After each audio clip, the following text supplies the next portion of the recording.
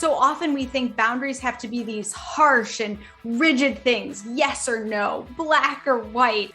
I won't do this, I will do this. That's really what we think about when we think of boundaries, like rules. And instead, I like to encourage people to think about boundaries as really just a set of parameters, for yourself, for guidelines that you can easily communicate to others. I often describe boundaries as a sandbox that we can play in. Welcome to the Joy Powered Workspace podcast, where we talk about embracing joy in the workplace. I'm JoDee Curtis, owner of Purple Inc., an HR consulting firm. And with me is my dear friend and co-host, Susan White. She's the owner of Susan Tender White Consulting, an HR consulting practice. Our topic today is how to set boundaries without the guilt. I consider myself to be highly productive, to use my time wisely, and have strong time management skills. But I realized I don't necessarily set good boundaries for myself. I tell people that I'm very flexible, but what that really means is that I work on Friday nights, Saturdays, and Sundays to make up what I don't get done during the week. I have always been somewhat obsessed around this topic of time management or productivity, and I'm specifically excited to talk today about how to set boundaries. Susan, what about you? Are you good at setting boundaries? Like you, I think I'm good at it, and maybe I'm not. So I'm glad we're having an expert come and talk to us today. I do schedule everything that's on my plate that needs to get done, and I make sure that when somebody asks me for time, I'm really thoughtful before I say yes. So I think I'm good at that. I don't tell people I'm flexible. So maybe that's what I differ from you, because I think I'm pretty rigorous and pretty regimented about the time I'm going to devote. Now, I'll set aside time to do fun things too, and I'll calendar those things, but I hold those pretty near and dear. So I think I'm okay at it. Yeah, very nice. So Susan, I met a speaker at our HR Indiana SHRM conference this summer who spoke on 5 ways to get more done before lunch. I was fascinated by some of her ideas, and I wanted to learn more for myself, so I invited her on the show. Terrific. Sarah Ohanesian is a chief marketing officer turned productivity coach, speaker, and trainer. She is on a mission to fight burnout and increase happiness at work. And I love that. I do, right up our alley. Yeah. So through her program, she helps people clarify their thoughts, organize their work, and take meaningful action. Because when you are efficient with what you need to do, you have more time and energy for what you want to do and the people you love. Sarah is the founder of So Productive and a co-host of the Heroic Counsel podcast. Sarah, thank you so much for joining us today. And what are boundaries really? How do you describe them and why do they matter? That's a really great thing to start with, because I think boundaries get construed in our minds. What are they? And so often we think boundaries have to be these harsh and rigid things, yes or no, black or white. I won't do this, I will do this. That's really what we think about when we think of boundaries, like rules. And instead, I like to encourage people to think about boundaries as really just a set of parameters, for yourself, for guidelines that you can easily communicate to others. I often describe boundaries as a sandbox that we can play in. I built myself a sandbox, and this is where I'm going to play, and I'm safe in this sandbox. And these are really just parameters and guidelines. So don't get too, caught up on boundaries, but it can really be a simpler and gentler, lighter topic. But obviously boundaries matter so much because it helps us define what we will do and what we will not do. And it's really just helping us also to manage other people's expectations for us. So that's how I define boundaries. I know there are many definitions, but I really like to think of them as parameters and guidelines for people. Yeah, I like that definition. Sarah, what type of boundaries do you recommend that we all have? There's really so many.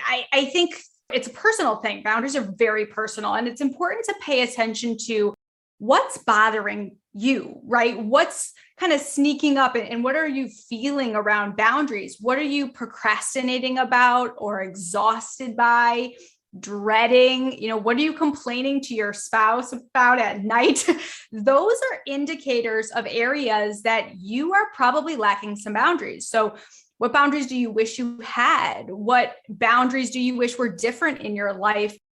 I would start there, right? So that's sort of a do some homework answer, but I think it's really important that we reflect personally on our boundaries. So what I recommended thinking about: relationships, your marriage, your family, your coworkers, physical boundaries. Where are we working? That's become more important than ever. Time boundaries. When will we be working? What is a non-negotiable? And then team and work expectation boundaries are also really important right now. What are the work hours going to be now that some of us are working remotely? How often are we expected to respond to email? How quickly are we expected to respond to email? So there can be a lot of, team boundaries that we need to work out as well. And then I also like to recommend people think about boundaries around projects. And what I mean by that is defining what makes this project good and setting some boundaries for individual projects, because sometimes we can go way overboard on a project. So thinking about what's good enough, what's a minimal viable product here, and do we need to go overboard, or is this project good enough, how it is? So many different areas in personal and business life that it's important to think about boundaries, but reflect on, what's kind of hitting you when you think about boundaries. And those are probably the areas that you may be lacking boundaries. Yeah. Already, I want to turn this into like a personal therapy session for me about my boundaries. But so not just for me, of course, but asking for a friend. Yes. And all of our listeners, why is sticking to our boundaries so difficult? It is so hard. And I think even people who are wonderful with boundaries can easily see themselves slipping back into a lack of boundaries. And having the boundaries actually isn't hard, right? It's very easy to say, I am in my office now, I'm recording a podcast. When the door is shut, don't come in. That's a boundary. It's so easy to define these boundaries. What's hard is communicating them and really sticking to them. Part of the reason for that is we attach emotion to our boundaries. We say, you've crossed a boundary, you've hindered my boundary, and now I'm upset with you.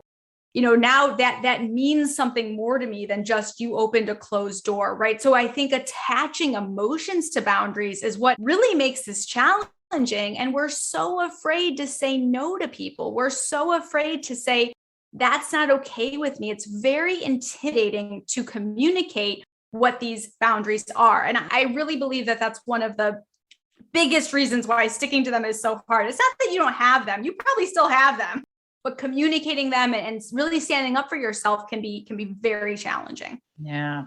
Sarah, can you give us some advice? Because I think doing this at work is where you don't want to be perceived as being mean or harsh or not generous with your time.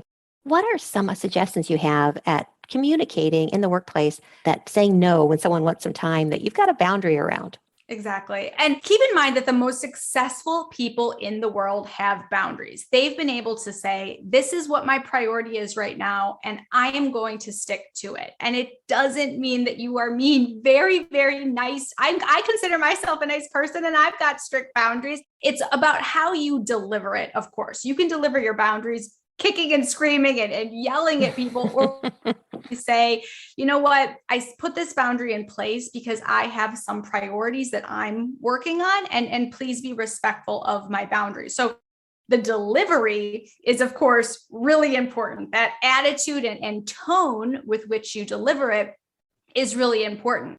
But what's interesting that I've found over the years is that when you have boundaries, people actually respect you more. And here's why: because instead of being the person who's scattered and all over the place, and I don't know when I can get that done for you, or I don't know if I have time, instead, when you've got boundaries, you're the person who can say, let me look at my priorities. Let me look at my calendar. I cannot do that for you this week. I can do that for you next week. And boy, you'll deliver, right? When you've got those boundaries in place. So I really have found over the years that this is when people actually respect you more. So when you're clear on your boundaries and you're communicating those well, you're managing people's expectations. And that's so much of what this is about. So boundaries can really actually be a wonderful way for you to grow as a leader, as a coworker in business, and people will respect you more actually for having boundaries. I know it doesn't seem like it initially, but they will. I think that's a great aha because, sometimes I'll have a client that I really want to please. And I know I really don't have the time, but I'm tempted to go ahead and say yes. But I think by saying no, they're going to respect me more because can't do it this week, but I can do it next week. And if they need to go to somebody else, that's okay. So I love that. I think it's great advice. Susan, I think you're exceptional at doing that, of really monitoring your time. And Emily, who's the producer of this podcast, she I think, sets very good boundaries that I'm jealous of because I've set them myself, in that she does not have her email on her phone. And she always tells our team, if you send me something after 5 or on the weekend, I don't get it. If you really need me or you really need a response, feel free to text me. But I super respect her for setting those boundaries, even though I don't do it. So yes. And until you need her for something really important, you think you didn't read the email. Yeah. Oh no. But I think that's a great example of knowing when it's okay to cross the boundaries. And I really work with companies to think about what's a real emergency, right? So often we think this is an emergency, but is it really, right? And is it worth disrespecting someone's boundaries for that reason? And it might be. Listen, we all know 2020, 2021, there were true emergencies in the world, in our businesses.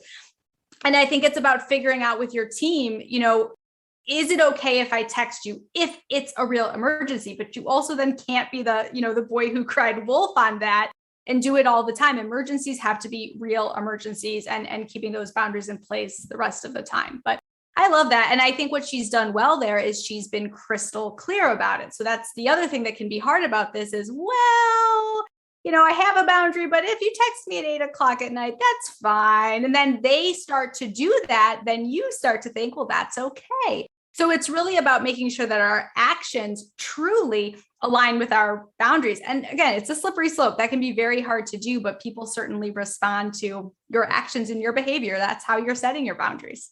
Yeah. Emily has worked with me for 7 years, and she has always worked under this method. And I probably have only texted her off hours or while she's on vacation a handful of times. And so I really think twice about whether I want to interrupt her. And then if I do, I try really hard to just ask her a yes or no question or something that she could respond to quickly without having to get online or go to her computer. So, yeah. How can we reduce that guilt that we might have around boundaries? Some of the examples you just said, like, I have a client, or it's a new prospect, or. Yeah, it's such a good question because we deal with guilt so often. And the guilt is really what makes boundaries so challenging. We just feel so guilty saying no to someone. We're, so many of us are people pleasers, and we want to say yes. We want to make everybody around us happy. But again, you can't be as effective if you're saying yes to everything. It's really about helping us focus. But I think when you're thinking about guilt, what's important to think about is likely that person has probably already moved on. So you might be stewing in this guilt and festering and going, oh gosh, maybe I shouldn't have said it that way. Maybe they're mad at me. Maybe they're never going to ask me to do anything again. Likely that person has already moved on, right? They have a problem that needs to be solved. They are probably not dwelling on you saying no. They've probably just moved on to the next thing because they've got to solve that problem. So that's one thing. The other thing I recommend people do is, again, how you deliver that message is really important. You can say no and kind of be mean about it, or you can say, I can't do it right now, but here's some things I could recommend. You could recommend another solution. You could recommend someone else. You could recommend, again, I can't do it this week. I could do it next week, a later time frame. Or maybe you can do a portion of your time. I can't sit on the board of that organization, but I'm so happy to volunteer at your next event. So there's ways, I think we think boundaries being black or white, yes or no, all or nothing. And there are ways that you can feel less guilty by saying, I still can help you in this particular way. And you don't have to explain yourself, but if you do feel like you need to, because it really helps you with that guilt, which I completely understand, it's definitely appropriate to say, I would love to, but right now I'm focusing on spending time with my kids before they go back to school, or, my child before they go away to college, or I'm committed to writing a book right now. And if I sit on your board, I'm just going to be spread too thin. Share what you're working on. People are excited to hear about that. And I think that's a great way to reduce guilt, is by sharing, hey, again, I am committed to my goals. I am doing some great things here and I'm excited to share them with you, but that means I can't do this other thing that you've asked me to. So those are some great ways. And then the other thing is to think about boundaries together, building boundaries together, building boundaries with your team at work, with your family.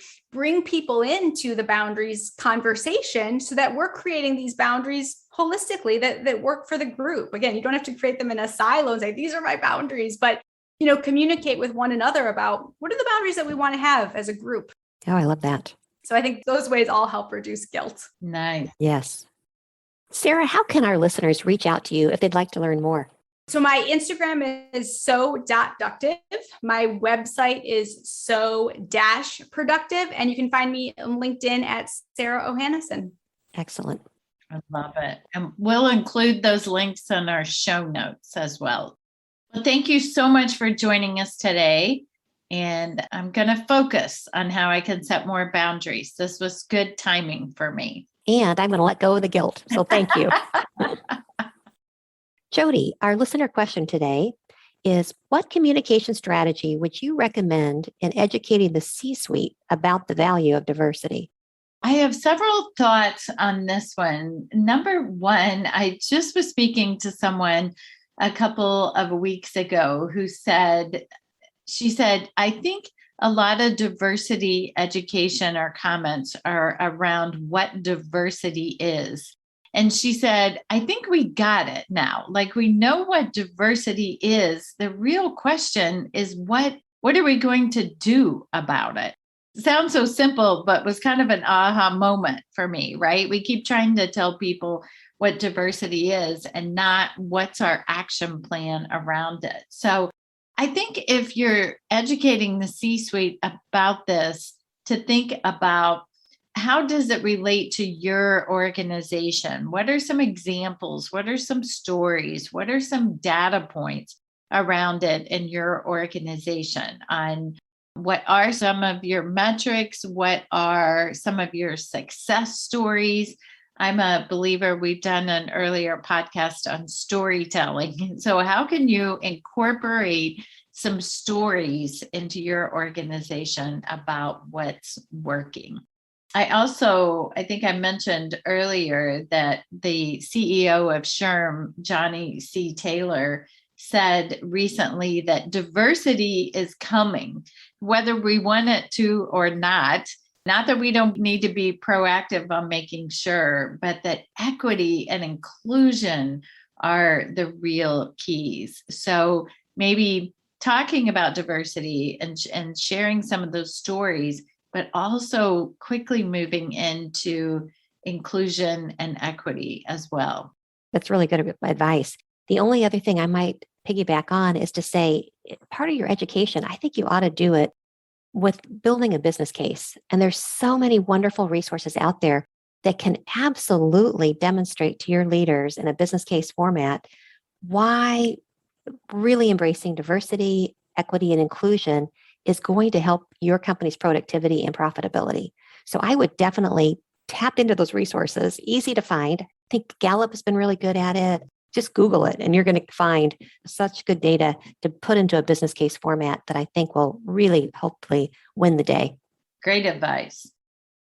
In the news section today, in the September 3rd, 2021 article from SHRM by Lisa Nagel Piazza, she discusses the importance of being prepared for a Department of Labor audit. Due to all the changes in the past couple of years with minimum wage laws, COVID changes, remote work, and independent contractor rules, and believe me, there's been a lot of those. It's a good reminder for all of us to ensure that we are in compliance as the rules evolve. The Department of Labor investigators are not required to provide employers with advance notice of a visit. So doing ongoing internal audits on your own is a great way to stay ahead of them and ensure your employees are being paid properly. Some of the key areas to focus on are overtime calculations, shift premiums, meal breaks, and that good old proper classification of exempt versus non-exempt employees. Still lots of confusion around that I see. So thanks for joining us today. Please tune in next time and make it a joy-powered day. Thank you. If you would like SHRM recertification credit for listening to this podcast, please visit getjoypowered.com/SHRM. You'll find an evaluation of the podcast, and once you complete the evaluation, you will see the SHRM recertification credit code and a link to a proof of participation certificate. Again, that's getjoypowered.com/SHRM. Thank you for listening, and thanks for your dedication to the HR profession. Thank you for listening. If you liked the show, please tell your friends about it and let us know what you think by rating and reviewing us on Apple Podcasts. You can learn more about Joy Powered at getjoypowered.com. Check out the Joy Powered shop, where you can order our books, journals, and other items that power our joy at getjoypowered.com/shop. We're at Joy Powered on Facebook, LinkedIn, Instagram, and Twitter, and you can email us at joypowered@gmail.com. We hope you tune in next time. Make it a joy-powered day.